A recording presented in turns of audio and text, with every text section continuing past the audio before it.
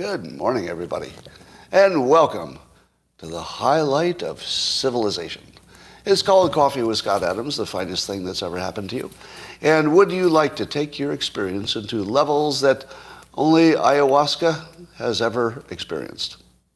Yes, you would. And all you need is a cup or mug or a glass of tankard, chalice or stein, a canteen jug or flask, a vessel of any kind. Fill it with your favorite liquid. I like coffee. And join me now for the unparalleled pleasure, the dopamine hit of the day, the thing that makes everything better. It's called the simultaneous sip. And it happens now. Go. Yeah. Everything looks better. Now, before I turn off my other monitor that is lighting me poorly, just before I came on, I noticed that there's a company that uses AI to pull the best parts of your podcast out of your video, and it automatically makes a clip that you can share on social media. Does that blow your mind? So in theory, I can run this program against this podcast. Somehow it can look maybe on YouTube or something. Somehow it can tell where people care the most or they're commenting the most. And then it assumes that must be the good part. And then it'll pick that good part out, put subtitles on it. Like it's just a complete, it's called, you were close. It's called video, I'll spell it here, .ai, vidyo.ai. And I'm not recommending it. I only just saw an ad for it. That's all I've seen. But that's pretty wild, isn't it? You know, I didn't want to do a bunch of clips because they're kind of time consuming. But if I could do them automatically, kind of cool. Well, good news. WNBA player Brittany Griner was released from a Russian penal colony in exchange for a Russian arms dealer. And I think Russia also got a first draft pick. So not only did Russia get their arms dealer back, but they get the first round pick for the next arms dealer. So the next arms dealer draft first pick. So that should be good for their performance in the coming wars. I'm waiting for this to happen, but it doesn't seem to have happened yet. Is there going to be a point where Black America turns Brittany Griner into a hero? Has that happened? Is Brittany Griner seen as a hero to Black Americans? Because, you know, there's sort of a trend that's suboptimal. And the trend is, can we please have some role models who did not just break a law? Now, I don't think she should have been in a penal colony. You know, what happened to her was obviously a tragedy and completely unfair. But we got to be careful. Let's maybe elevate heroes who have not recently broken any laws. That would be cool. That would be cool. Okay. I think I said this before, but sometimes when I like things, I just say them twice. I keep thinking back about the meltdown of the crypto exchange FTX and how many people, celebrities and rich people, had believed that they were real before they melted down. And one of them was Kevin O'Leary, who's famous for being on Shark Tank. And I swear to God, just before this FTX thing melted down, I was looking at Kevin O'Leary stuff on social media because he's very interesting. And I was thinking to myself, I was actually feeling a little bit jealous. And the jealousy specifically was, how does this one guy keep making all the right choices, like investments? Like, what does he know that I don't know? Right? Is there something, some extra facility? Does he have an extra speed? Just something he can do that I can't do? But knowing that he lost millions of dollars and was even a paid spokesperson for the FTX thing, I really feel like I would not have fallen for that. Like, I don't know. You know, somebody offered me to be a spokesperson. I don't know. maybe I would have said yes if it was a big paycheck or something. But I'm feeling a little superior. Now, I'm not saying for sure that I could have outperformed Kevin O'Leary on this investment. I don't know that. But am I wrong that it feels good when people who look like they're, almost godlike in their abilities do something as ordinary as that? Like, that's just an ordinary mistake. It's very, I honestly find it motivating in a weird way. The reason I found it motivating is to know that no matter what level you are successful, you're still ordinary. You're just still an ordinary person who can make ordinary mistakes. So to me, it makes success seem more approachable. I've said the same thing about people who meet famous people.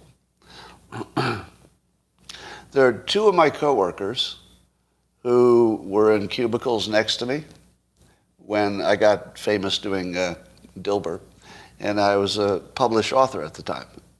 And so my coworkers got to see me go from, guy in a cubicle who was doing no better than they were to something that looked like more successful. Soon after, two of the people who were, actually adjacent cubicles at one point also wrote and published their own books. Now, I'm positive that they took that challenge on, both of them. They were both successful because they saw that I'm an ordinary person and I did it. And I think just hanging around me and saying, okay, he's not really special. If he can write a book, I could probably write a book too. And so they wrote books and they both got published and they both got paid. So it was absolutely true. They said, there's nothing that special about you, Scott. I can do that too. And then they actually did it. They literally just did it. They just did what I did, and it worked. Now, I'm positive that having that kind of association with somebody you think is special, but then you find out how ordinary they are, I'm positive that helps you succeed. I'm positive. Because how could you not think, well, maybe I could do it too? This person's looking pretty ordinary. All right. Inflation might be coming down, according to Constance Hunter. On a tweet, apparently used car prices are falling fairly rapidly. I assume that has to do with everything to do with the supply chain. And because there have been waves of layoffs, we expect that maybe salaries will not be increasing as much as before. Gas is starting to come down, right? So if we get automobiles, we're only talking used ones, but probably applies to new ones. If we can get automobiles, gas, and paychecks not increasing quickly, you'd be in much better shape. But I think there's something bigger happening. In my opinion, one of the things that makes America, at least so far, unbeatable is that we have self-correcting systems that self-correct. I'm not sure that other systems are as flexible to let their systems self-heal. So let me give you an example. As I just said, inflation seems to be correcting. Like that's just our economic system, our transportation system for goods was broken, but that breaking revealed all of its weaknesses, and now I think it's being re-engineered from the ground up. Software, AI, all kinds of different things are happening. So our delivery systems are being re-engineered, our manufacturing is being completely revamped. We're moving it out of China, we're adding 3D printers and stuff, completely a self-healing system. And there's a lot of other stuff, like Twitter is healing at the moment, wouldn't you say? I would say that our election systems are poor, but a lot of work has been done in the last few years to try to shore things up and get more witnesses and stuff like that. So I don't think our election system is where it needs to be, but it's definitely in the process of self-correcting. It's in the process. I think our nuclear energy industry is self-corrected. It went from a negative thing to probably the only thing that'll save us. I see ESG that got a little wild, but it looks like it's being pulled back. ESG is self-correcting. Um, and probably there are probably a number of other things you could mention. Same kind of thing. Now, what do you think of that hypothesis? Do you think that China can self-correct as quickly as the United States can? Like, all of our systems have that quality that we're willing to shoot our own babies. I think that might be uniquely American, that we're willing to execute our own babies to build a better baby. And we'll do it tomorrow. Like, we're not going to hesitate. So I feel like that's almost a permanent advantage we have. Now, I would also say that wherever you thought America was relative to all the other countries prior to the pandemic, I believe that we've pulled away. Would you agree with that? Whatever you think of America at the moment, I believe we pulled away from all the other countries. I think we're by far the strongest country now. I think China and Russia are kind of struggling a little bit. So I'm not saying we're perfect. We still certainly have our problems. But I feel like we did pull away. And that being the best of the group has its advantages. We might see some really long-term advantages coming out of, the tragedy of the pandemic. That's what I think. So tech companies are downsizing. As you know, a lot of big companies announced big layoffs. And I saw on Machiavelli's Underbelly account that apparently California tech companies are hiring consultants from the outside to do DEI adverse impact analysis. In other words, to make sure that when they do their layoffs, that it is not hurting one demographic group unfairly, that nobody's being targeted. So that'll work pretty well, right? What could go wrong? Do you see any way that could cause any unintended side effects of any kind? Now, correct me if I'm wrong. They have painted themselves in a corner in which they have two choices. And tell me if I'm wrong, right? Because I might be wrong. Maybe there's some other choice. They either fire people, based on business needs, which almost certainly would look unfair to somebody. Would you agree? I don't know who it would look unfair to exactly, but if you just did it based on what the business needs, it's going to be a semi-random process that surely will affect some people more than others with no intention to do that. Wouldn't you agree? So if they ignore the diversity thing, they're going to create a problem, and it'll come back and bite them in the ass. But suppose they go the other way and they follow the consultant recommendations of how to fire people in a, let's say, a demographically fair way according to them. Doesn't that guarantee they have to fire their best employees? I'm not wrong about that, right? Have they not created a system, the tech companies themselves, have they not created their own system that guarantees that the very next thing they have to do is fire their better employees to make sure that you've got some equality? Now, when I say better, that's not a racial comment. Let me clarify. For historical reasons which we could debate, there are fewer minorities in tech. So I'm only making a math argument. I'm not talking about the quality of any people. I'm not talking about anybody's potential. I'm not talking about anybody's genetic makeup. It's nothing about that. It's just math.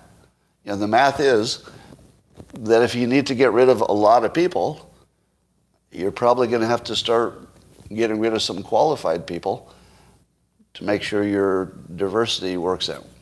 Because you can't really have two top priorities, right? You could have a top priority to have good profits, or you could have a top priority to make sure your diversity is managed in a socially correct way. But you can't do both. You can't do both. So that's the choice they'll have to make. Now, I suppose they're just covering their butts by having an outside service bless whatever they decide to do. If that's all they're doing, well, that makes sense.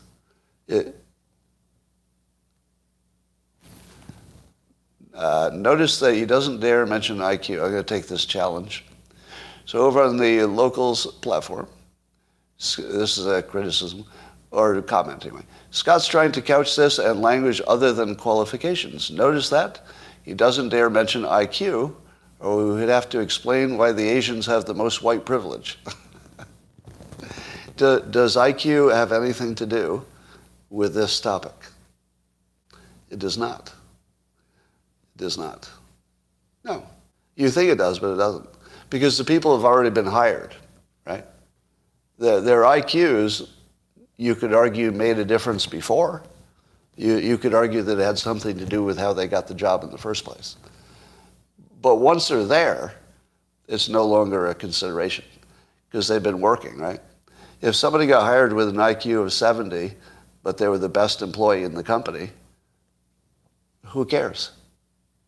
I mean, obviously that wouldn't happen, but who cares, right? So their IQ becomes effectively a zero consideration as soon as they've performed. Would you agree with that? That at the time you're getting rid of them, IQ is no longer any kind of a variable. Now, I will go further. So what you're arguing is that something on the front end, according to your racist view of things, your racist view is that that's what's causing a lower percentage of certain people in some categories. But it's unrelated to what they do when they're downsizing, in my opinion. Unrelated. And by the way, let me say this in case you haven't heard it before. There are many geniuses who are white, but I don't get credit for that. You get that, right? The fact that other people who have similar melanin to I do, if they got a Nobel Prize, they don't share that with me because I'm white.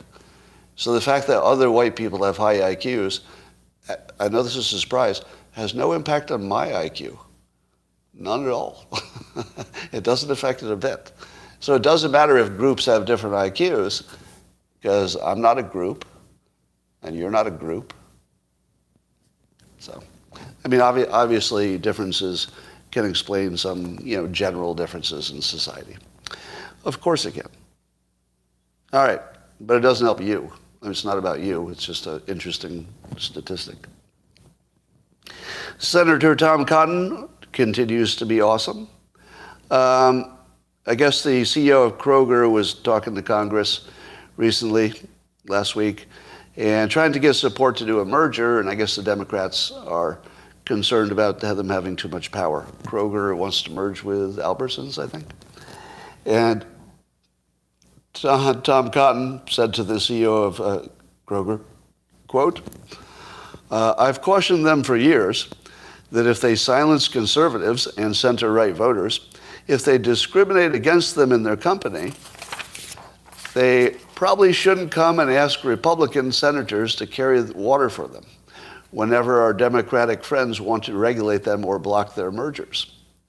He continued, and then he finished with this. I'll say this. I'm sorry that's happening to you. Best of luck. Oh, that was so based. Best of luck. Yeah, you've been fucking our people every day. Our people would be Republicans in his way of seeing things. You've been fucking our people every day, and then you're coming and asking us for a favor? Good luck with that. Hey, good luck. I wish you well. Now, I think the specific thing was that some Kroger employees were fired because they were unwilling to wear an apron that was some pro-LGBTQ message. So I think that's what he was basing his comments on. I would like to once again praise CNN. Can you handle it? CNN did something that just requires a compliment. I know, you hate it. I hate it.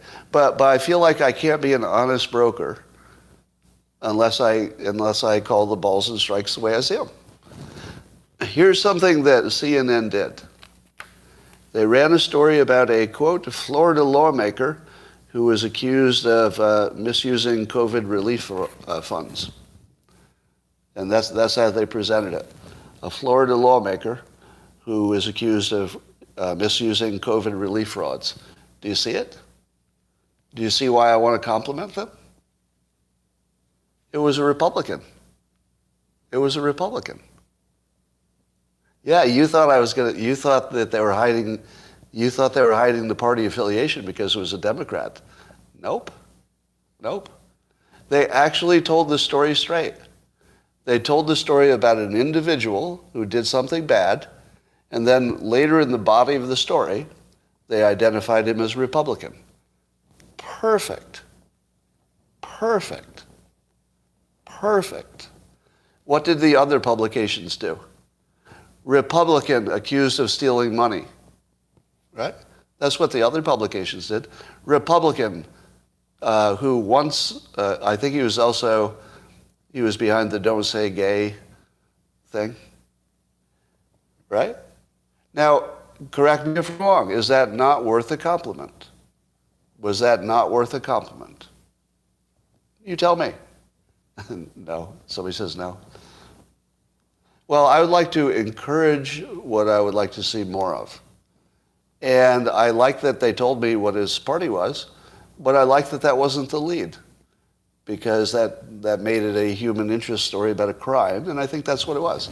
I don't believe that his Republican credentials are what caused him to do a crime.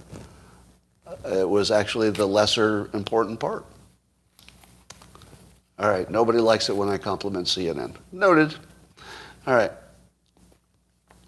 Let's talk about Dr. Jordan Peterson, who's talking about the downside of anonymous Twitter users. Now, here's what I learned. Whenever you introduce a new topic, let's say new-ish, because it's not brand new, but one that has not been completely, struggled over for years. Because on most topics, everybody has a hardened opinion and it's not going to change. But when you have some kind of a newish kind of a thing, and the question is, should anonymous accounts be on Twitter, and should you be able to block them, et cetera?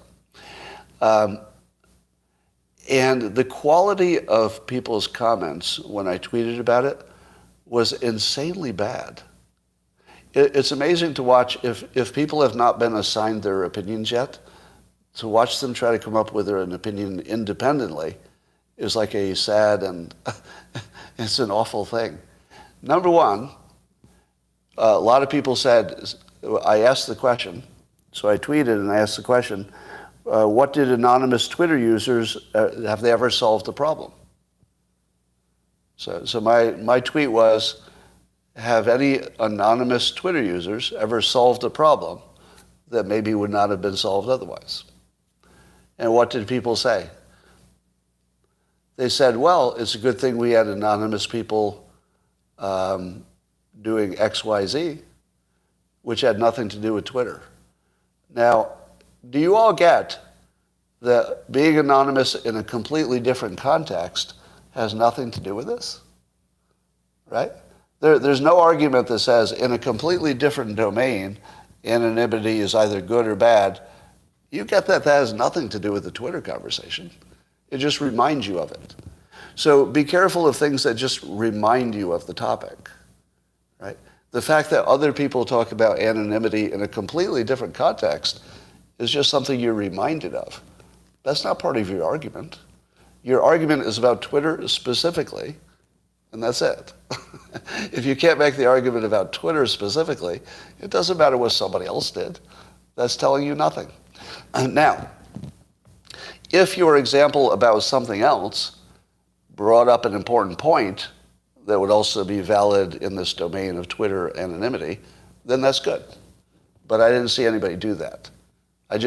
People said, well, it's good in a completely different way, so therefore it's good on Twitter. That's not an argument. That's actually a nothing. That's like noise.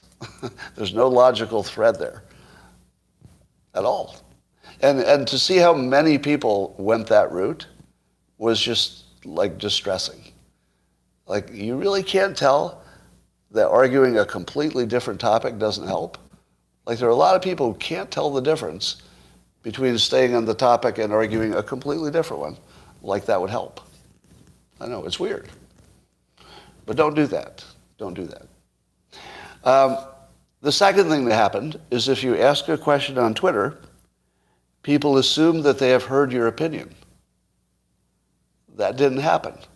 I asked a question because I don't have a fully formed opinion. I would like to see some examples of where anonymity helped Twitter. I'm not saying they don't exist. I didn't say that. I said, can you give me some examples? Because if I had some examples, then I could say, oh yeah, that's a good example where anonymity helped the world. And then I would say, okay, those are some good examples. I'll weigh that against whatever cost it is, and then I'll have the costs and the benefits. But people said, you fucking bastard, you. Why do you hate anonymity? To which I say, where did that come from? And then there were other people who had to explain to me why anonymity is good for the anonymous people. Did you think I was confused about that? Did anybody need to mansplain to me why anonymity is sometimes chosen by people? Isn't that literally known by 100% of all people? I believe babies are born with that knowledge. Like, why are you explaining that to me? And people thought that helped. Let me explain why people would not like to lose their jobs over their opinion. No, I get that. I get that. That's why I put it in my tweet. I literally said, I understand why people want anonymity. And what did people tweet to me? Scott, let me explain to you why people want anonymity. Oh! Right, that's my usual experience on social media. All right. Let me offer one useful suggestion. Maybe. Because I feel as though we're limiting ourselves in the prison of two ideas, to quote a Greg Gutfeld point, the prison of two ideas. I don't think anonymous or not anonymous is the right question, because there might be another category. And here's what I mean. If I see somebody who's completely anonymous and their profile has no picture of anything and no bio profile information, that's what I call like totally anonymous. Those anonymous people, I'd like to get rid of from my experience. There are other anonymous people who identify as medical doctors, but I don't know who they are in real life. Very useful. I love hearing an anonymous medical doctor give especially contrarian views. Very useful. An anonymous engineer, very useful. Love it. An anonymous lawyer, love it. Yeah, when somebody says, I'm a lawyer, and here's my opinion, yes. Please give me anonymous legal opinions from people who are actually lawyers. Now, of course, there's some question about whether they're really lawyers, right? But usually you can tell, right? I don't see imposters doing it, really. So I would like some kind of a middle ground between anonymous and not anonymous. Because if you say you're a doctor, you have given a little bit of a clue to your identity, right? And some people could piece together enough clues and maybe figure out that you are this person they suspected. So it's not risk-free to say what your job is or to say what your education level is. But here's the main point. And I won't back down from the following statement because it's universally understood to be true. All communication depends on an assumption that the listener makes about the speaker's intentions. Correct? I need all of you to agree with this before we go on. All communication depends, for you to hear it correctly, you have to have an assumption about the speaker, right? If you assume the speaker is your enemy, then you're probably going to say it's a lie. If you think the speaker is a salesperson, you're probably going to think it's at least hyperbole. If the person is your best friend that you know has your good, what's best for you in mind, then you think it might be wrong or it might be right, but at least it's well-intentioned, right? 100% of how you process something goes through the filter of who is talking. Now, what happens when the speaker is anonymous? Here's what people get wrong. You think you can evaluate an anonymous comment. You can't. You can't. It's just blah, blah, blah. An anonymous comment is blah, blah, blah. Because if you don't know who it's coming from, you can't assume any intention, and therefore there's nothing but noise. It's literally pollution. Right? It's just pollution. So and have you heard anybody make that point? That if you don't know who's speaking, you can't understand what they said? Has anybody said that? I've not heard anybody say that. And to me, that's probably the most important point. So here's what I'd like to see.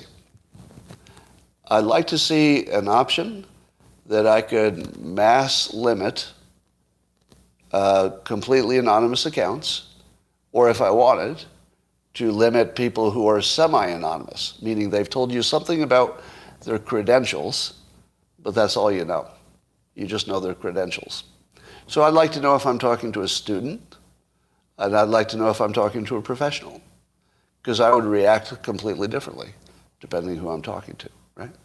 Now, it would have to be optional, so you would have to be able to choose whether you gave up any credential information or not, but I would like to be able to choose whether I'm exposed to those people. Now, that still leaves one gigantic kind of benefit that anonymous people bring that's unaddressed, and we wouldn't want to lose it. And that is, there are some completely anonymous people who really need to stay that way, because maybe some of the things they say, if they told you their job, you might know who they were, right? Because there's some anonymous things that only some people know about. So if you knew the job, that kind of would narrow it down too much. So there is a value. There's a real value for completely anonymous accounts. So how do you maintain that value? Because they do have something to say. How do you maintain that value? Now, nobody has a great answer for that. But some people say, Scott, you can just block the people you don't want to see, so stop imposing your will upon us. I'm not doing that, by the way. You haven't even heard my opinion. I'm not opposing it on anybody. So, and the reason you haven't heard my opinion is that I'm not fully informed. I don't have quite a final opinion on this. I have maybe 75% of an opinion. And people say to me, Scott, why don't you just block the people you don't like and leave us alone? Like the rest of us are okay. If you're bitching, just block the people you don't want to see and done. You know why that doesn't work, right? Do you all know why that doesn't work? Yeah. For the larger accounts, it would be endless. And the motivated trolls literally just take their other account and come back. Now, if you don't have a big account, you've never seen that before. But I block people and they come back in 5 minutes. Blocking doesn't make any difference. The motivated trolls just use their other troll account or start another one in 5 minutes or something. But they come right back, right? Is it you're rich, hire somebody. You can't hire somebody to block people based on your opinion. That's not a job. So here's the other thing that people get wrong. When Jordan Peterson is talking about, I think he's stopping short of giving you his preferred, final solution. I won't say final solution. I think he's not giving you his preferred solution. I think he's just sort of raising the topic because it's a good topic to have. So I would not give him trouble on that. But I will add my own global Dr. Jordan Peterson criticism, because apparently that's a popular thing to do now. Has everybody noticed that criticizing Jordan Peterson it's like a really popular thing now? A lot of people who had maybe been more pro-Peterson he's starting to wear thin. And I wonder why. And I've got some hypotheses.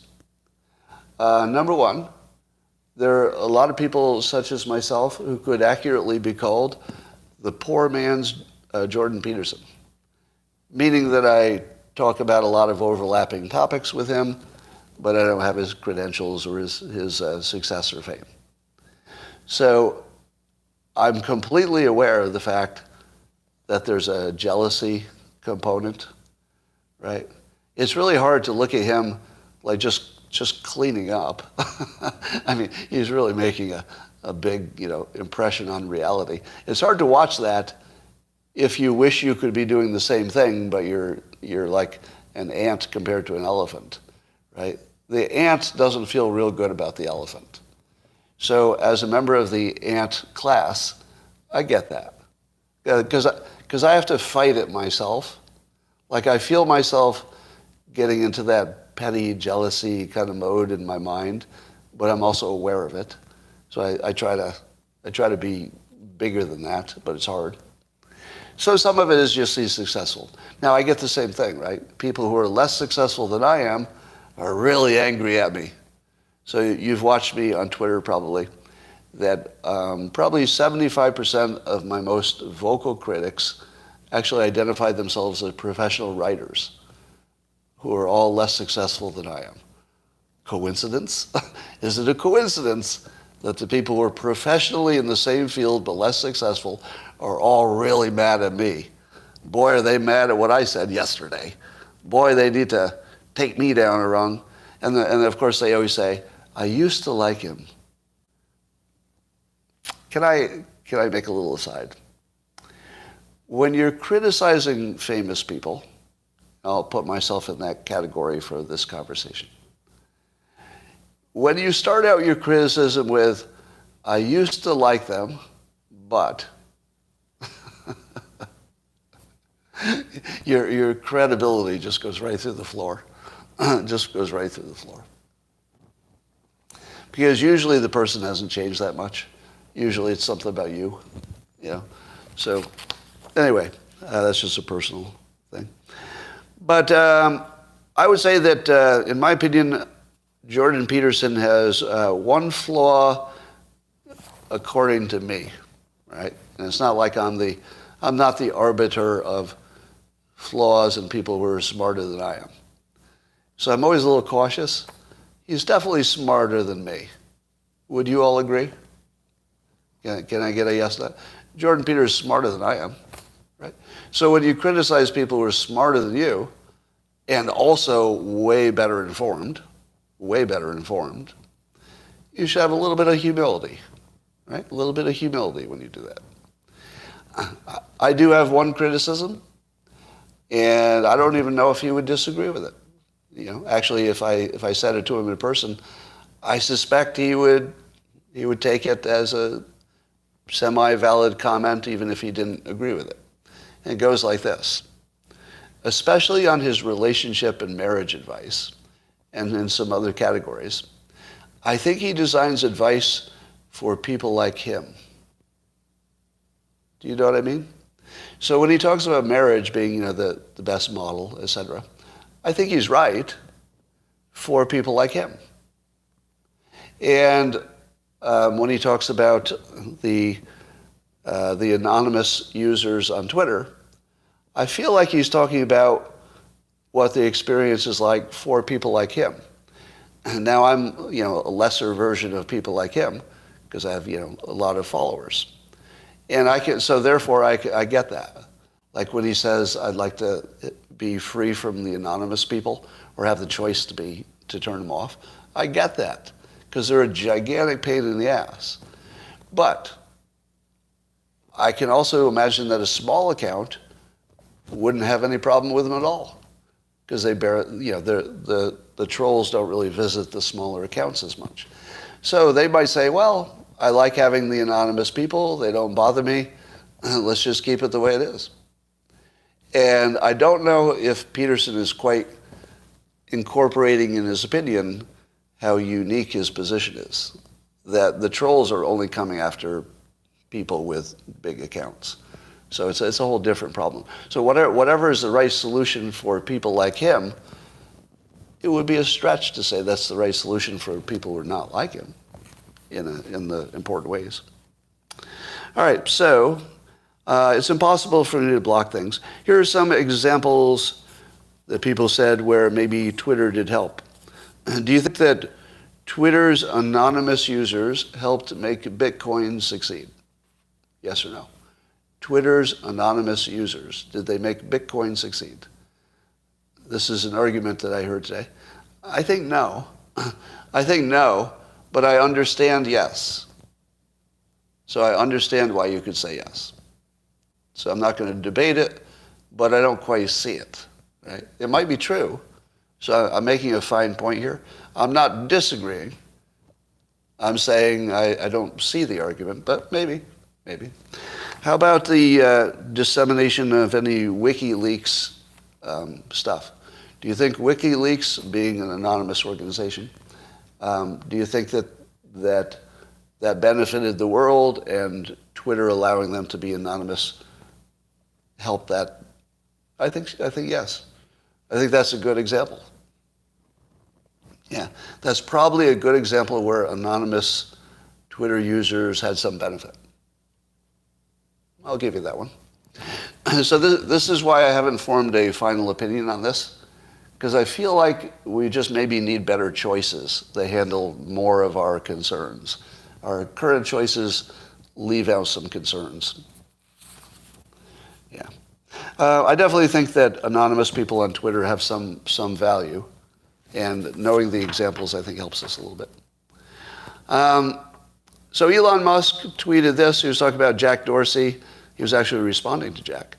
And Jack Dorsey was saying that all of the Twitter files should be released, that we shouldn't be deciding what people see and what they don't.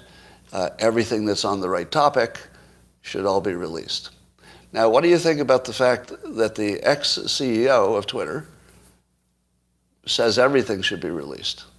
What does that tell you about his own potential, let's say, liability? Well, he's not worried about it. Yeah, clearly he doesn't have anything to hide. Now, here's what Musk says in response. He says, most important data was hidden, and then parenthetically, from you too.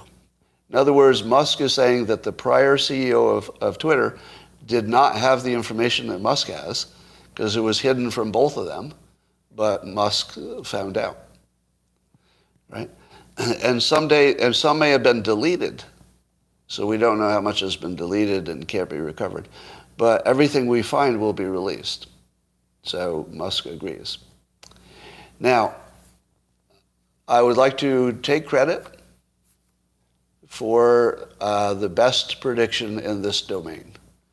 For a couple of years or more, I've been saying, I do not believe, and I've been saying this very aggressively, I do not believe that Jack Dorsey is aware of what the staff is doing, and I don't think he has a way to find out.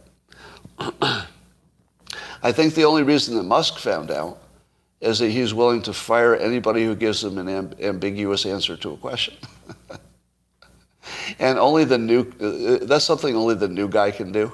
I'll say guy generically, right? Only the new guy can fire you because your answer wasn't convincing. Like that's new guy energy. The existing person has to treat everybody as complete individuals, right? You have to look at how long they've worked there and all of your other interactions and everything. So it's hard for the existing, legacy CEO to be enough of a hard ass to find out what's going on. That's a tough job. And I think one of the reasons, this is just speculation, I don't know this for sure, I think one of the reasons that Jack was so supportive of Elon Musk taking over is that even Jack knew that he was in a, let's say, a disadvantaged situation for running the company. Plus he had two companies, right? So that's also a factor. So I think that Musk has more than two, so maybe it wasn't a factor. But I think the new CEO has an advantage that the founder CEO can never match. And I think that's what Elon brought. And I think he also stirred the pot so much that it just allowed maybe some things to bubble up. Because the whole Jim Baker thing only happened because Musk stirred the pot. Otherwise, you never would have even heard that he was working there. It was only because Elon said, let's make some trouble with these Twitter files that brought up all the other stuff. So my claim that the CEO of Twitter, Jack Dorsey, was not the one who was the mastermind behind any bad things that happened in terms of suppression, et cetera. And I still believe that. Now, we could find out differently. I mean, anything could happen. But at the moment, would you give me that was the best prediction, the most unlikely prediction, and also the best one about this topic? Right? Now, one of my critics said this morning, Scott, you never admit that you got the Covington kids hoax wrong for all of one day. I tell you that all the time. I tell you I got the, Trump's vice president pick wrong. I'm pretty sure that when I claim victory, I often try to, tell you which ones I got wrong. Because you can learn as much from the ones I get wrong as the ones I get right, because there's a pattern to both, right? The ones I get right are because I had some special information. Either I knew something about persuasion, or in the case of Twitter, I personally interacted with Dorsey, and I didn't think there was any chance he was lying to me, right? Because I'm pretty good at seeing if people are weasels, and he doesn't have any weasel energy whatsoever. That's the weirdest backhand compliment I've ever given. He has no weasel energy. You can tell weasel energy when you see it, can't you? Even if they're not lying to you at the moment, you say to yourself, but they could lie to me. They have that potential. Maybe not now, but they have that potential. Yeah, SPF, he has that potential. But Jack doesn't look or have that energy at all. At all. It's just completely absent. So, if I'm wrong about that, I'm the worst judge of character in the world, but I don't think I'm wrong. Some shocking information about the mental health of teens. The CDC found that 45% of high school students were so persistently sad or hopeless in 2021 they were unable to engage in regular activities. Almost 1 in 5 seriously considered suicide. Almost 1 in 5. And 9% surveyed tried to actually do it. They tried to actually take their lives. So the conclusion of this is that the pandemic increased teen suicide, correct? Is that the conclusion? Thank you. Thank you. Over on Locals, a well-educated person just said, what was the fucking baseline? Do you know what the baseline was? The same. Yeah, it's the baseline. Now, it is higher. All right, let me be more technically accurate. It's a little bit higher, but it's not shockingly higher. It's about a little bit higher like you would expect, right? It didn't double it, right? 9% attempting it is actually baseline. I mean, it's hideous that it's baseline, but it is. It is. Yeah. When I first read that 1 in 5 seriously considered suicide, do you know what my first impression was? That seemed low. I thought that was lower than the baseline. Are you telling me only 1 in 5 teenagers consider suicide? Really? Just 1 in 5? I don't believe that. I think it's at least 2 in 5. I think it's at least double. But this gets down to the definition of consider, doesn't it? I gave a whole description of what that means in my view. I literally consider it every day, and then I completely rule it out. Completely rule it out. So am I considering suicide? If you say that out loud, yeah, you're going to be immediately put into the channel of people who look like they're going to do it any minute, because nobody's going to take a chance on that. But I don't know, how do kids answer the question? Did you consider it? Well, suppose they thought about it for a little while and then ruled it out. If you ask them if they considered it, are they going to say yes? Or are they going to say, I thought about it, and then I ruled it out. Does a kid know that would be called considering it?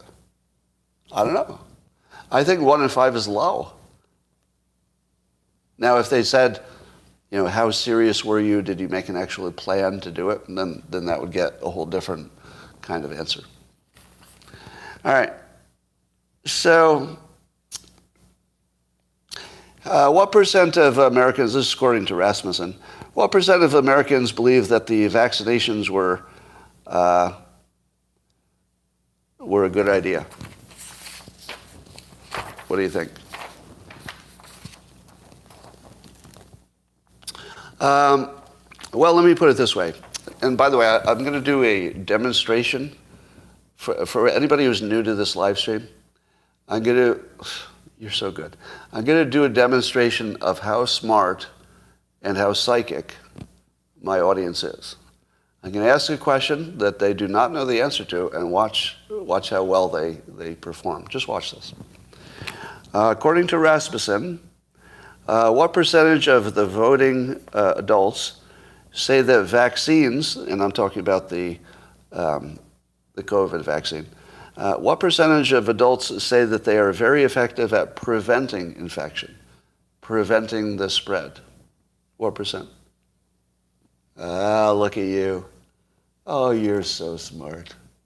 Yeah, it's 26%, but I think there's a 1% at least margin of error there. Yeah. All right, how about, I'm going to try again. How many Democrats, this is just Democrats, voters, how many are, quote, not at all worried about any harm from the vaccination itself? How many Democrats are completely unworried about the vaccination might have some side effects? Wow. 26% are not worried at all. 26%. Some of you were answering the obvious, the 75%. Yeah, but congratulations again. I feel that your brilliance and genius is exceeded only by your sex appeal, if I may say that. And again, how many of you thought it was ridiculous the first time you heard me say that in any poll, 25% of the public will get the wrong answer reliably? Yeah, you thought I was just like spitballing on that, didn't you? You didn't think it was going to be so consistent, did you? All right. And how about reparations? What percentage of the, let's say of the total public? Now let's do it by party. What percent of Democrats, and this will be harder to guess, what percent of Democrats support reparations? What do you think? The answer is 60%. This is of the population in general, 60%. How many of you knew that? Was that about what you imagined? I'm not sure I thought about it too much, but I don't know. Not too surprising. All right. 36% of voters support the California plan. You know the California plan for reparations? The California plan for reparations is you take California, a state that never had slavery, and then the state that never had slavery will be taxing a little bit extra the people who are not involved in any way with slavery, and then they'll be transferring that to the people who were also never slaves. So that's the plan. But some of those people might be related to the legacy of slavery, and so that would be their argument for reparations. And as you might imagine, it's divided by party affiliation, just like you think it would be. All right, opinion person Liz Peek wrote on Fox website, how many of you would agree with this opinion? I'll just read this one paragraph. So Liz says, the midterms were a referendum on the increasing unpopularity of Mr. Trump. So she's saying the midterms were not about the Democrats. It was mostly about voting against Trump. That's her take. And she says, yes, he still has a lock on some declining portion of the Republican Party. And yes, the Trump always voters may refuse to back anyone else ever. That is unfortunate because Trump's greatest achievement was bringing hundreds of thousands, maybe millions of people into our political process for the first time. Now, the problem is that she thinks that Trump is now a drag on Republicans because Trump won't bring in new Republicans, but he might bring in more heat from people who want to make sure he doesn't get back in there. What do you think? Do you think Trump is now a plus or a negative to Republicans in general?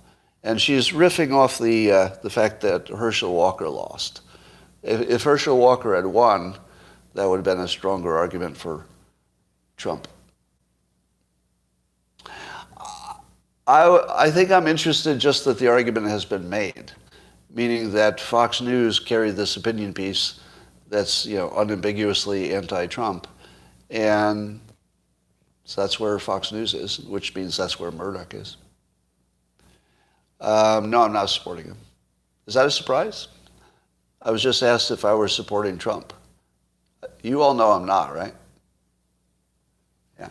I don't support him for age. I don't support him as the best person who could do the job. Yeah, I don't support him on fentanyl. I don't think he did a good job there. He couldn't even get TikTok banned. Yeah. So there's lots of stuff. I'm generally in favor of kind of a seesaw between the two parties. I think that one party gets in there and does some good things, especially for their base. The next party gets in there and does a few other things. But the things that are good for everybody tend to last. It's a messy process, but I kind of like going back and forth a little bit. A little bit. I think it helps. All right.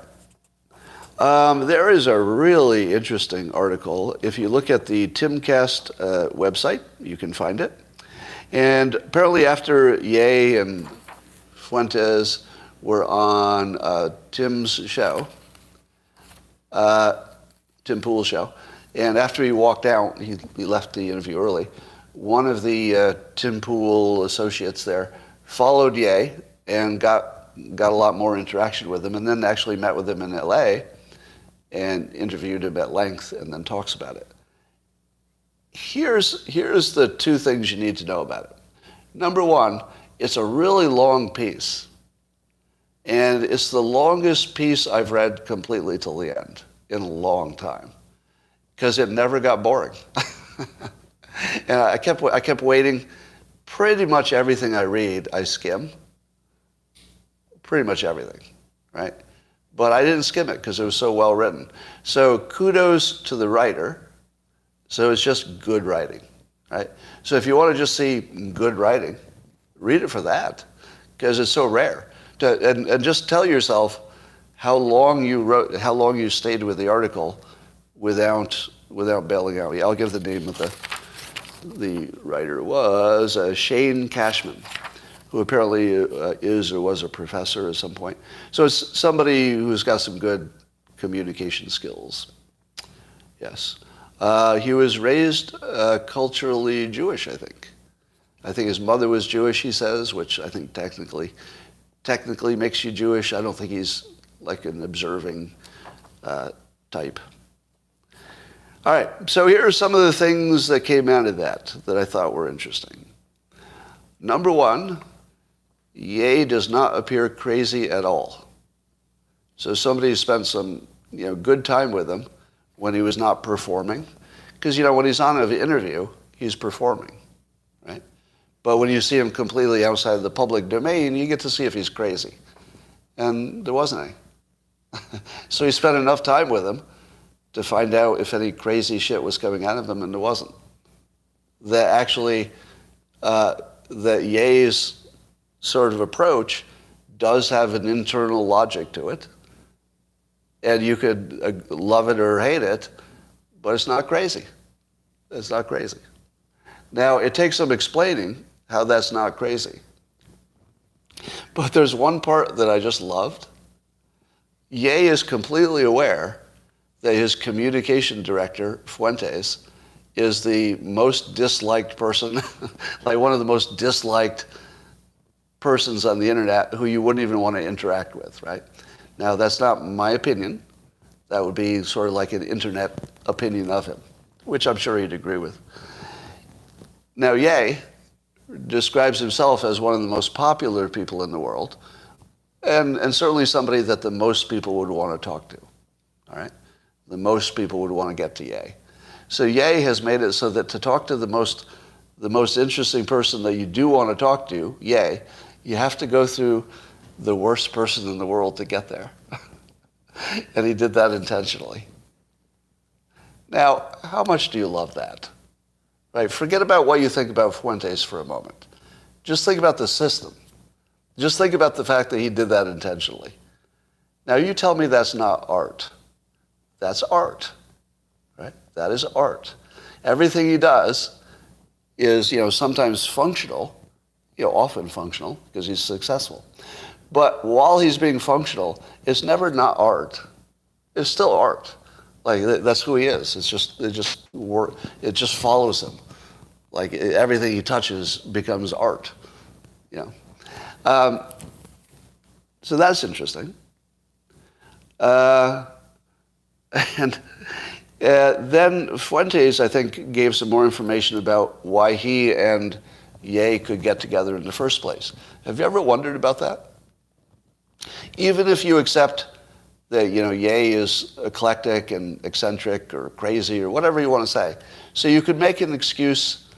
You could kind of understand how Ye would want to work with anybody, basically, because he does refer to them as his, little rogue group of outcasts or something. But why would Fuentes want to work with Ye? Do you think that Fuentes' audience is like really happy that he's supporting a black guy for president?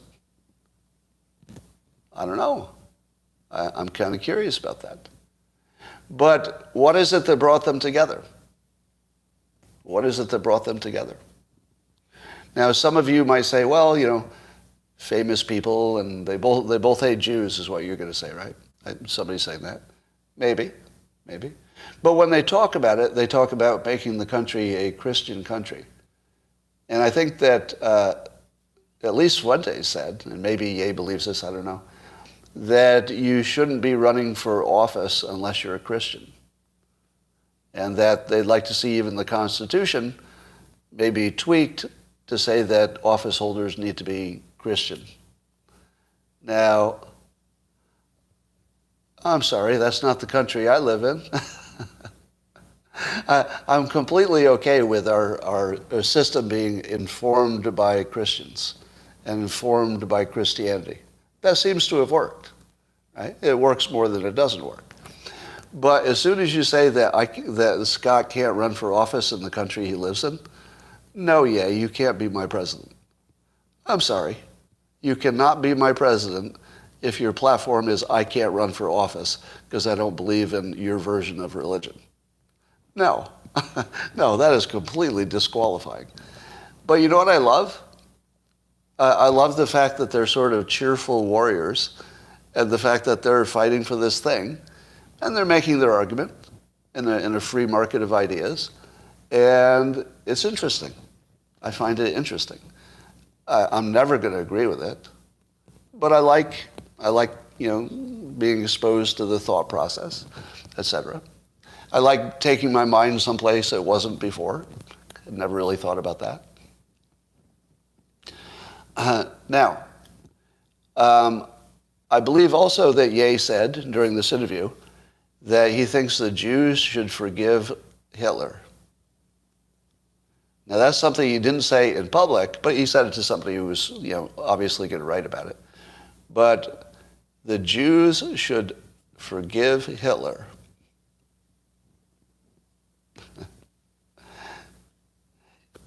Now, that's pretty provocative, but it also perfectly captures his philosophy. His philosophy, I believe, is that if he were a Jew, he would forgive Hitler, because forgiving is just built into everything he's about. Now that's interesting, isn't it? Because that frames it a little differently, doesn't it? Imagine the argument it started out with Ye complimented Hitler. Right? He didn't compliment the Holocaust. He said he liked some things about Hitler, like building roads and stuff. It was sort of a funny argument. But did he say Hitler is overall good? No, of course not. Forgiveness is not about the person being worthy of the forgiveness. It's about you. It's about the forgiver. But now suppose Ye takes his argument all the way from Hitler had some good points, all the way to the Jews should forgive Hitler. Do you see what that does to your brain? Do you see what that does? This is like Overton window just perfectly used. It's hard to go back to your last opinion because the new one's just more interesting, right? As soon as he says the Jews should forgive Hitler, you're like, okay, I cannot not think about that. And I already completely have forgotten what you said about Hitler's good points because now you've gone so much further that now we have to think about this.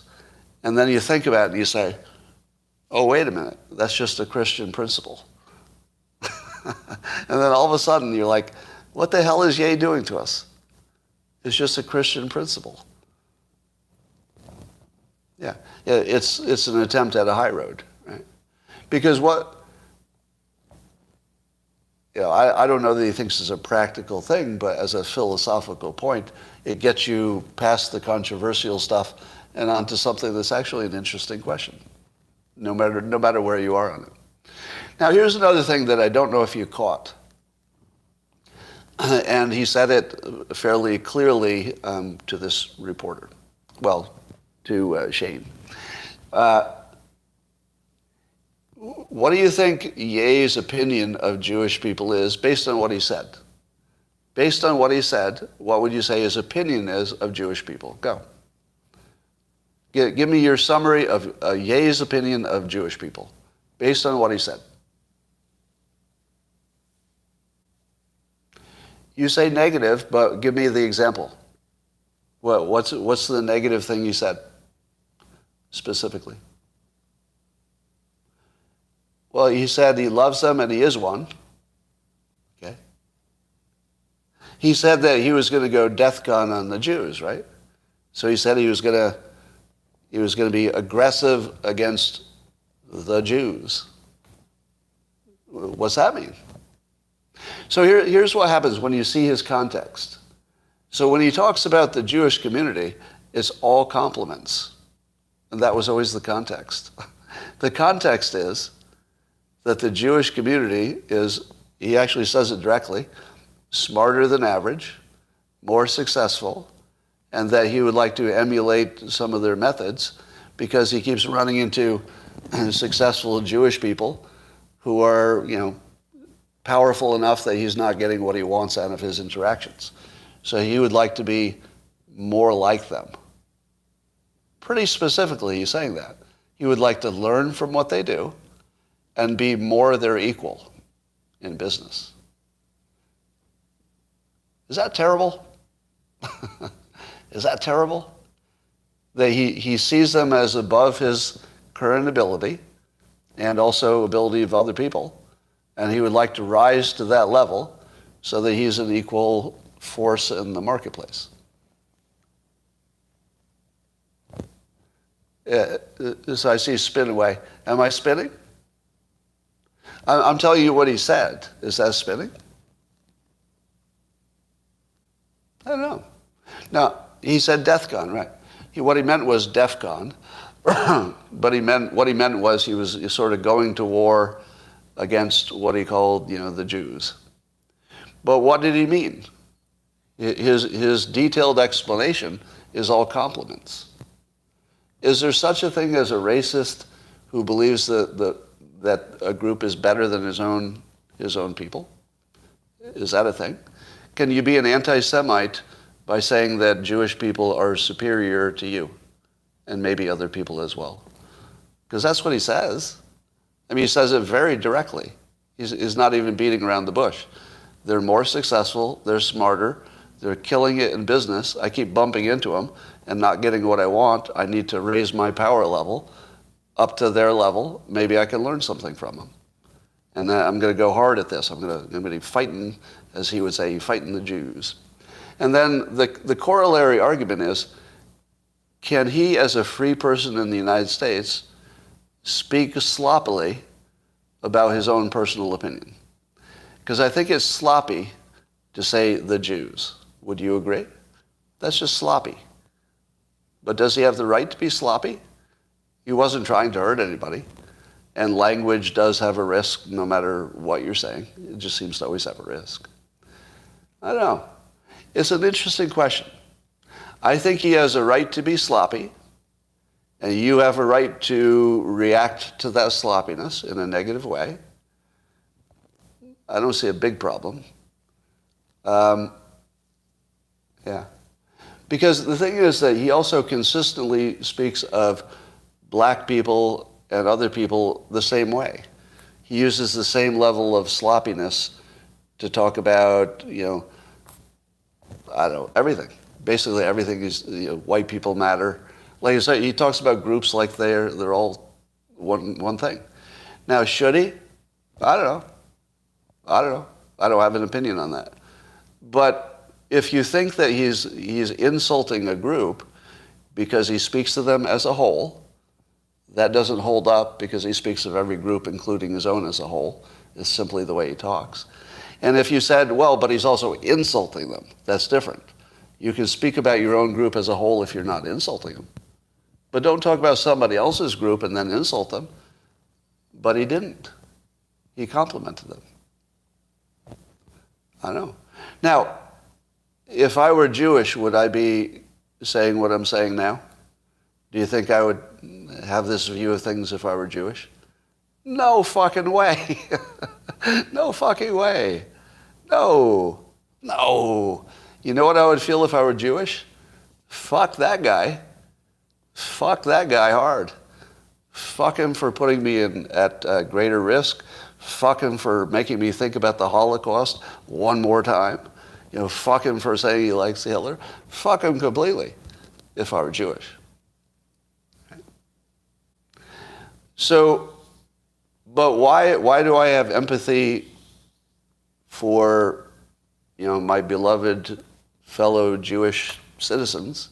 Why do I have so much empathy for how they should feel in that situation? Because I would feel exactly the same way. But why don't we extend that to Ye, who's had a bunch of individuals he's had a hard time with, and he's just sort of generalizing them because he's speaking sloppy. Why don't we understand why he is also in an emotionally irrational situation? Because something that would trigger anybody into an irrational mode happened to him. So the same way I say if I were Jewish, I would be reacting essentially from my emotional defense, protect myself. Any movement in the wrong direction has to be stopped immediately. I would act exactly like that. Of course, you would too, right?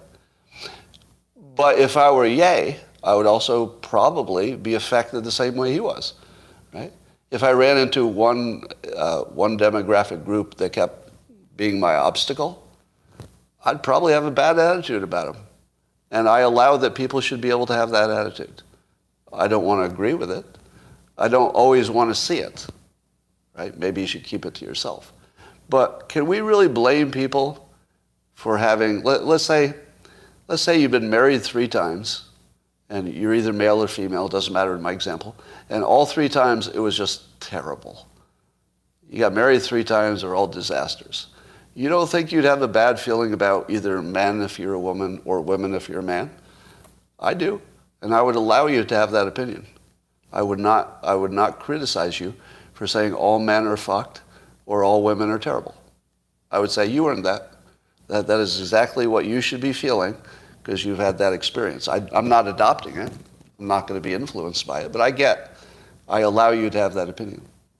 So I allow that the Jews should treat Ye unfairly. And I'm fine with that. Because I would do the same fucking thing. You put me in that situation, and I would not be looking for fairness. I'd be looking to stop that completely. Right? But Ye was allegedly a victim of some business and other personal situations that seem to present a pattern to him. Nobody, including Ye, thinks that pattern holds to all Jewish people. Would you agree with that? Do you think that Ye would say, oh yes, I do believe that all Jewish people act the same and are the same? Of course not. So the thing that you assume that he's saying, nobody would say. He didn't say it. Nobody says it. Not a single person on earth thinks it. It's a ridiculous way to frame him.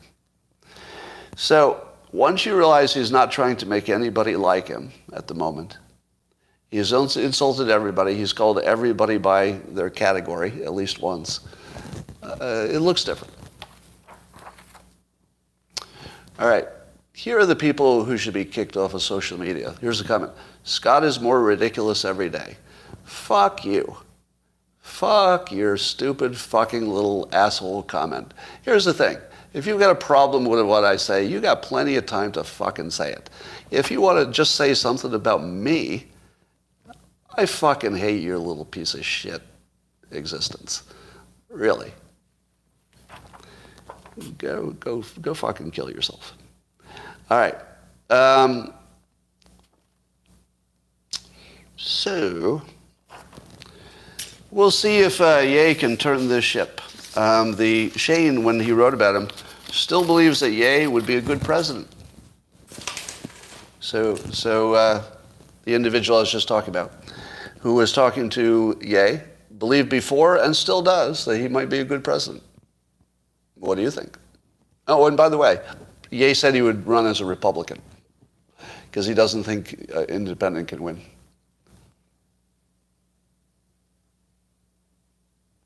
Too unstable for the nuclear football? I don't think so.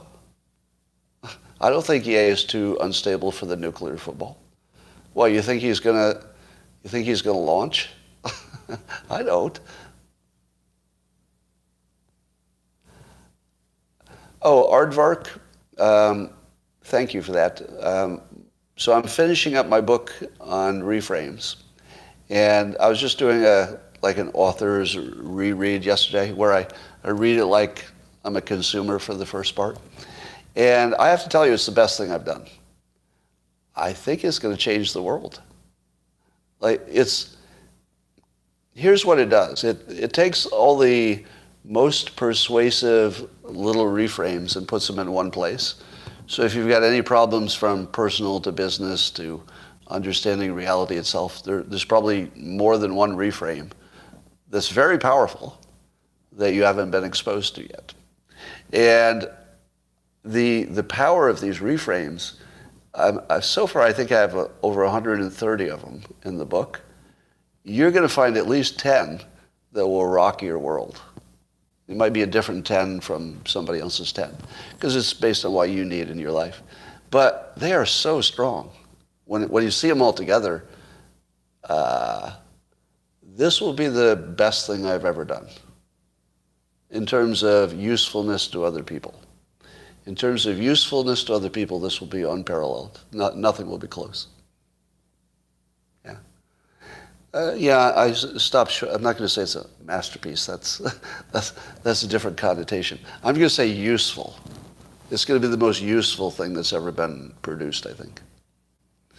Might actually be the most useful, outside of maybe the Bible or something, if you want to go that way. But yeah, there's nothing I've created that would be this level of direct benefit to your life.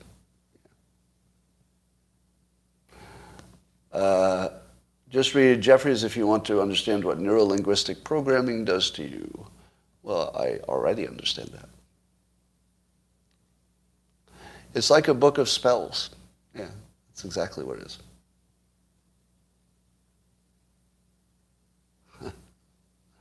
So another story I forgot there was that I saw AI was asked to do some hypnosis, and it couldn't do it.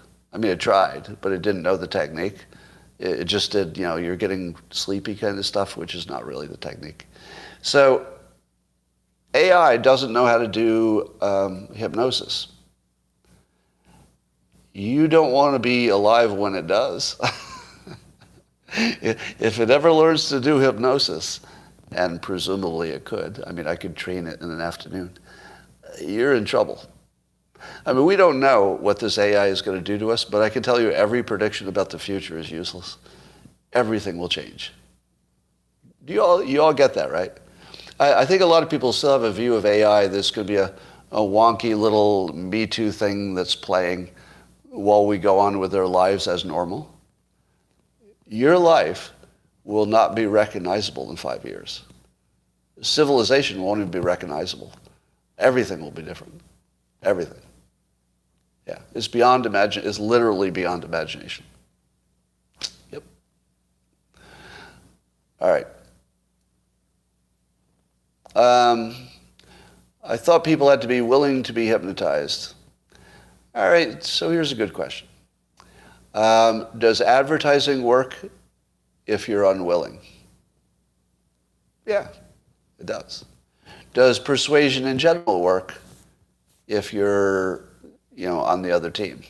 Well, sometimes. I mean, it's hard to change anybody's mind to anything. Sometimes, yeah. But when I say hypnosis, I don't mean it will put you into a trance, although it could. It could. But it doesn't need to do that. Because I call it a talking hypnosis. If I just had a conversation with you, you might find yourself very persuaded and you wouldn't know what happened. and I would not necessarily even know that I had used hypnosis on you because I wouldn't be conscious of it doing it. I would just know that the way I presented it was compatible with hypnosis and compatible with persuasion. Because once you learn to speak in those ways, it's automatic. It's like touch typing. You don't think of your fingers, they're just the same way you talk. When you know persuasion, you speak persuasively without thinking through every moment. It just comes out that way. We talked about Brittany Griner. You missed it. It was the first thing I did. Is TikTok like hypnosis? Yes. Yes. TikTok, the reason you feel addicted to it is that it's persuasive. Is there a micro lesson on this? Not exactly. So here's a thing that people don't understand about hypnosis. It's true that you can't do a standard hypnotic induction with somebody who doesn't want to be there, because they'll just get up and walk away or just not listen or whatever. It doesn't work. But here's the workaround to that. You can remove people's objection, and then you can do it. So you can't do it if somebody doesn't want to, but sometimes they don't object to having their mind changed. You see the difference? If they definitely don't want to, it doesn't work. But suppose you said, okay, I don't want to, and I said, okay, well, let me change your mind. And I would tell you that hypnosis never hurt anybody. I would tell you that you'd be aware the whole time, and you could, come out of it at will anytime you wanted. And I would give you what's called the pre-talk. It's part of hypnosis, actually. The pre-talk is to convince you that there's no risk.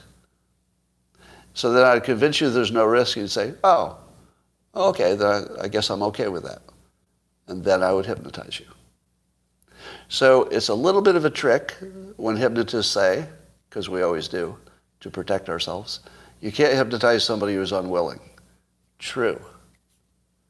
But you can make them willing. We don't mention that. We don't mention the part where we make you willing, and then we hypnotize you. By the way, that's like the greatest unspoken secret of hypnosis, is that it's sort of always happening. Like, you can't turn it off. It won't matter if you know. Yeah, and the swinging watch thing, That's not part of hypnosis. That doesn't buy you anything. The ladies of Coffee with Scott Adams calendar coming soon. That would be a big hit.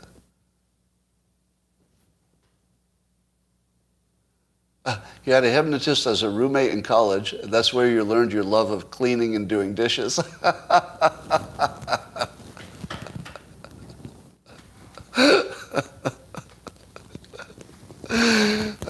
Did you? Now, I need to know more about that. But I'd love to know.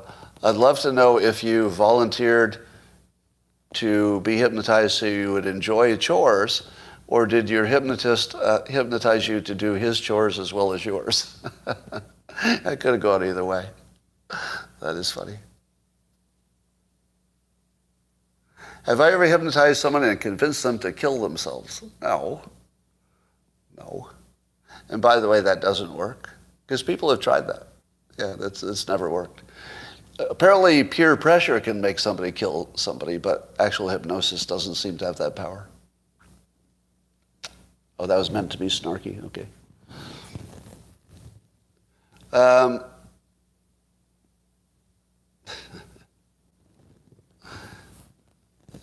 Can someone be hypnotized to work harder to get more money? Yes. Yes, they can. Assuming they want to work harder to get more money. What hypnosis is really good at is helping you perform better at ordinary things that you want to perform at. So it can make you better at tennis, golf, it can get rid of the yips, flying, if you're afraid of flying. So it makes everything you do a little bit better, potentially, because you want to be better at those things. All right, that's all for now. As usual, the most provocative and challenging live stream in all the world. Are autistic people less prone to hypnosis? I've never seen anybody deal with that question, but my experience says it should be the same. Because generally speaking, you cannot identify in advance someone who's easy to hypnotize. Everybody can be hypnotized, but about 20% can actually see things that don't exist and have like a real experience that's incredible. But there's no correlation of IQ or personality or anything that seems to tell you in advance who's in the 20%. So my guess is that anybody who can understand language would be about the same. Could it cure Kamala's cackle? Yes. Yes. That would be actually a good use. Yeah, Kamala could learn through hypnosis not to have that reaction. Yes, that would be something. Are we seeing Ye's first big offer? I don't think, that's not the way I would couch it, because I don't know what you would call the first big offer. I think what he's doing is trying to unify people by slaying all of our sacred cows. Because if you and I have a beef, here's an unintentional pun. If we have a beef, usually it's because I've got a sacred cow and you've got a sacred cow. And I can't kill your sacred cow and you can't and I can't kill mine. So we've got our sacred cows here.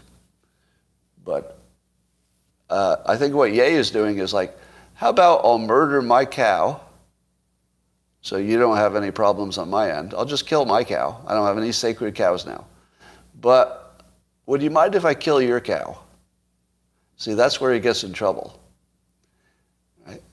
Yeah, the trouble is he's trying to kill your cow. So when he said that slavery sounds like a choice, he was trying to kill the sacred cow, which is, slavery is sort of our narrative that gives us some political clout. When he went after the Jewish community, their sacred cow is the Holocaust. It's the narrative that gives them cover and power and unites them and allows them to get support and everything. So Ye goes directly after their sacred cow by saying, Hitler, I love Hitler. Right? He basically just put a shiv right through the sacred cow. So Here's the thing. So far, he's only wounded everybody's cow, so we're all just mad. Hey, you asshole, you hurt my cow. Stop hurting my cow. But if he keeps pushing, he's going to kill your cow. And then what? And then you're free. And so is he. So he's tried to kill your cow, and you don't want your cow killed, but it's not clear that you're better off with your cow. I think his play is, I think you're better off without your cow. And I'm gonna kill it for you and prove it. Now, he's killed all of his own sacred cows. Pretty sure he was worshiping money just a few weeks ago. Wasn't he? You know, like he was proud of being the richest black guy in America and stuff. And like he just threw it all away for the freedom. He killed his own cow. Yeah. So, one more topic. House passes landmark bill to protect same-sex marriages, sending it to Biden's desk. Well, that's what Congress is for. That's what Congress is for. So, do you think it makes any difference that there would be a federal law making it legal for same-sex people to get married? Do you think that makes any difference? I mean, well, it makes a difference in the sense that there are some states that might try to ban it. I don't know. Has anybody been damaged by gay marriage? So here's the thing. You know, I always talk about A/B testing. Gay marriage has been tested. Has it not? Is there some big, like, emergency problem from all the gays getting married and they cause some problems that I don't know about? If I had to guess, I'll bet you the gay marriages are successful, at least as successful as any other kind. And maybe more. I mean, I'm leaning toward maybe more, but I don't know. The reason I say more is that it just makes sense to me that two people of the same gender would have a little bit more in common in the, you know, sticking together area. It seems like it'd be some advantage. Yeah, birth rates would be affected, but still freedom requires that we get to decide if we have kids or not. So would you agree with my statement that gay marriage has been tested, thoroughly tested, and that there doesn't seem to be any downside at all? Would you agree with that statement? What's the downside? If you think there's a downside, mention it. Well, churches lose tax status. Yeah, that's a sub issue. That's a different issue, but that's an important one. Yeah. Okay. Well, I guess that's my take. My take is you don't need to test something that's been that thoroughly tested, and once something is tested and it works, you keep those. So to me, this looks like a good evolution. It evolves us from something we tested, and most people agree. Now, I'll accept that maybe other people are, you know, disagreeing with it. But even you would agree that it worked, even if you don't like it, right? Wouldn't you agree? Yeah. I mean, it hasn't caused any problem I can see. You know what you never hear? I don't want to be walking in that neighborhood at night because it's an LGBTQ neighborhood. You know, because those dangerous criminal LGBTQ people might beat me up if I go there. You know, I don't think there's any demographic group that has been more successful than the LGBTQ community. I mean, talk about people who are, you know, definitely adding to your country. They're adding a lot. Really, you would doubt that. You don't think the LGBT community is yet another super advantage of America? Because if you do, you haven't been paying attention, because they're killing it. They're killing it in all kinds of domains, you know, and always have, you know, from Newton to Da Vinci to Maybe Tesla? Aren't some of the most famous, successful people in the world, they were known to be gay, right? So if you look at, let's see, was it Indonesia that just made premarital sex illegal? But I'm sure they have some views about the LGBT community. Don't you think that a country that gives full appreciation to the LGBT community gets more value, a lot more, than a society that oppresses them? Isn't it obvious? Would anybody disagree with that? To me, it's obvious. It's like this entire historically super successful community that why would you want to suppress some of your most successful people historically? Yeah, I don't know. So I think that's something we do right. I don't know if the rule was necessary. I don't know if we need a federal rule, but I'm always happy when you A/B test something, it works, and then you codify it. To me, that's perfect. That's exactly what I want. If it hadn't worked, like if there was some big problem, then I'd say, no, don't codify that. But to me, it looks like it worked. Sarah says, stop lying. What do you think I'm lying about? I often say that the question of should you lie or should you not is the wrong question. The right question is, shouldn't you live your life in a way where you don't need to? Like that's the goal, is to simply not need to. And I'm not sure you can get all the way to not needing to, because it seems like there's always some reason. You always need to lie to a terrorist to save somebody's life, right? There's always going to be a reason. But, try to get as close as you can to not having any reason to lie. And I'm pretty close to that with this live stream. Pretty close. I mean, I can't think of anything that I've lied about. So I don't ever feel an impulse to lie. Like, that's never in my mind. It's like, oh, I better lie about this. Because I feel like, you've all become the kind of people who can hear provocative views and not blow up.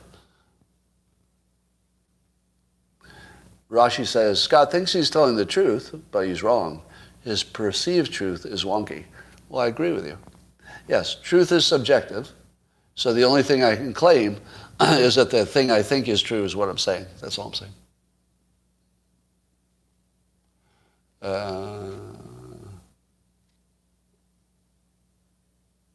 If gay marriage was successful, they wouldn't need the bill.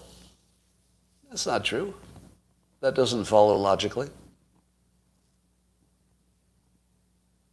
The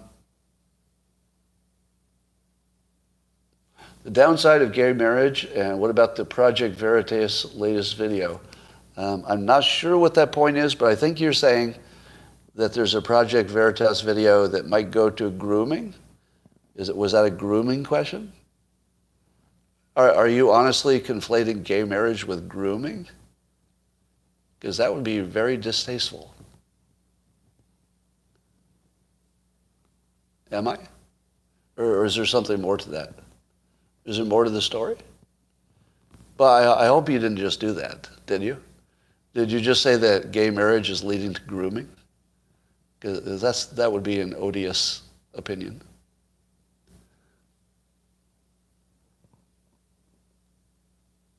Huh. Right. Well, I see those. I see those as disconnected topics. All right. The incidence is higher. I don't know how to find a good hypnotist, because the trouble is, they're hypnotists.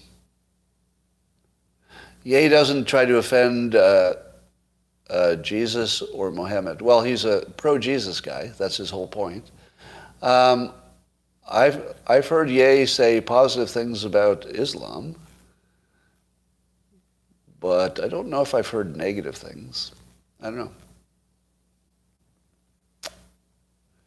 Draw a cartoon of Muhammad, somebody says. You know what? I'm okay with everybody having their one thing. right?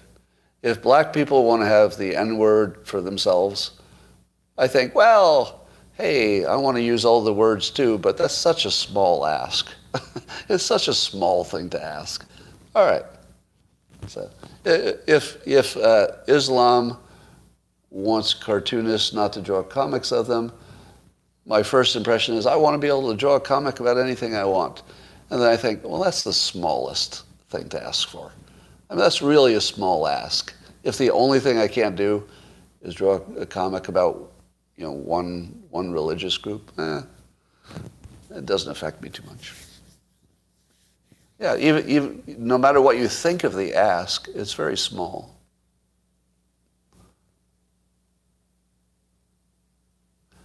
We left behind a U.S. Marine to secure the release of Griner. Well, I assume the U.S. Marine has already come back.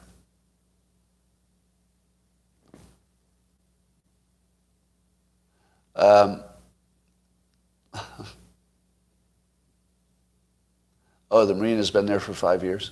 Oh, you're talking about the guy we didn't bring back. All right, yeah.